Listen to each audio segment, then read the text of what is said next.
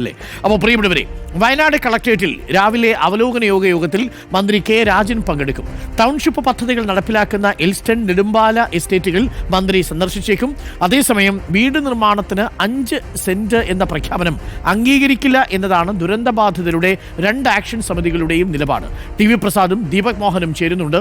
T V Prasad, നമുക്ക് good morning T V Prasad and Deepak Mohan. ഇന്നലെ minister Rajan പറഞ്ഞതനുസരിച്ച് അതിനകത്തൊരു ആശങ്കയും വേണ്ടതില്ല. 10 സെന്റ് വീതം കൊടുക്കാനായിരുന്നു തീരുമാനം. പക്ഷേ ഭൂമിവില കണക്കിലെടുത്ത് കൊടുക്കേണ്ടി വരും. പ്രത്യേകിച്ച് കൂടുതൽ ആളുകളെ കൽപ്പറ്റയിലെ എൽസ്റ്റൺ എസ്റ്റേറ്റിൽ കൂടുതൽ സൗകര്യങ്ങളോട് കൂടിയ പ്രദേശത്ത് താമസിപ്പിക്കേണ്ടി വരുന്ന സാഹചര്യമുണ്ട്. അതുകൊണ്ടാണ് 10 സെന്റ് 5 സെന്റ് ആക്കിയതെന്നാണ് പറയുന്നത്. പക്ഷേ ഈ ചൂരൽമല മുണ്ടക്കയിലെ ദുരന്തബാധിതർ പറയുന്നത് അങ്ങനെയല്ല, 2 ഇടങ്ങളിലും 10 സെന്റ് വീതം വേണം എന്നാണ്.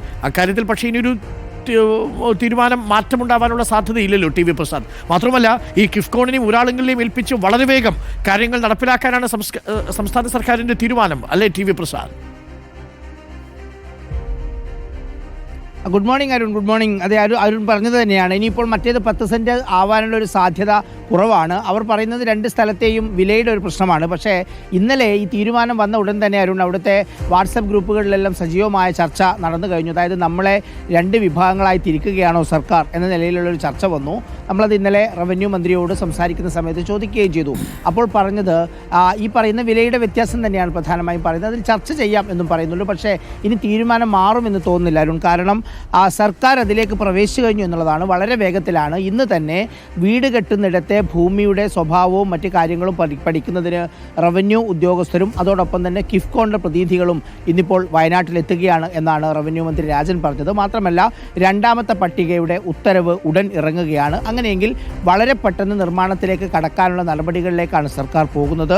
2ാമത്തെ പട്ടിക നേരത്തെ പറഞ്ഞതുപോലെ പൂർണ്ണമായി വീട് തകർന്നവരല്ല, വീട് തകരാത്തവരാണ്, അവർക്ക് അങ്ങോട്ടേക്ക് പോകാൻ പറ്റാത്തവരാണ്. അതായത് ദുരന്തം യഥാർത്ഥത്തിൽ നേരിട്ട് വാങ്ങിയില്ലെങ്കിലും അവർക്ക് അങ്ങോട്ടേക്ക് പോകാതെ ഒറ്റപ്പെട്ട് കിടക്കുന്നവരുടെ ഒക്കെ പട്ടികയാണ് ഇനിയിപ്പോൾ വരാനുള്ളത്. അത് എത്രയും പെട്ടെന്ന് ഉണ്ടാകും. അതിൽ സർക്കാരിൻ്റെ തീരുമാനമുണ്ടായി എന്നാണ് രാജൻ പറഞ്ഞത്. മറ്റൊരു പ്രധാനപ്പെട്ട കാര്യം അരുൺ, അത് ബാങ്ക് വായ്പ എഴുതിത്തള്ളുന്ന കാര്യത്തിലാണ്. സർക്കാർ അതിൽ കേരള ബാങ്കിൻ്റെ വായ്പകൾ എഴുതിത്തള്ളിയിട്ടുണ്ട്.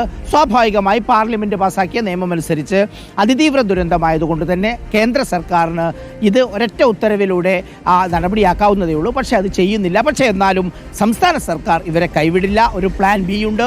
CSR ഫണ്ട് ഉൾപ്പെടെ സംഘടിപ്പിച്ചുകൊണ്ട് എങ്ങനെയൊക്കെ സഹായിക്കാൻ പറ്റും അതൊക്കെ ചെയ്യും എന്ന ഉറപ്പാണ് റവന്യൂ മന്ത്രി കെ രാജൻ നൽകുന്നത്. പ്രസാദ്, 20-30 ലക്ഷം രൂപ വരെ വീടിന് വരും എന്നാണ് നമ്മൾ മനസ്സിലാക്കുന്നത്. അത് ഇച്ചിരി കൂടുതലല്ലേ?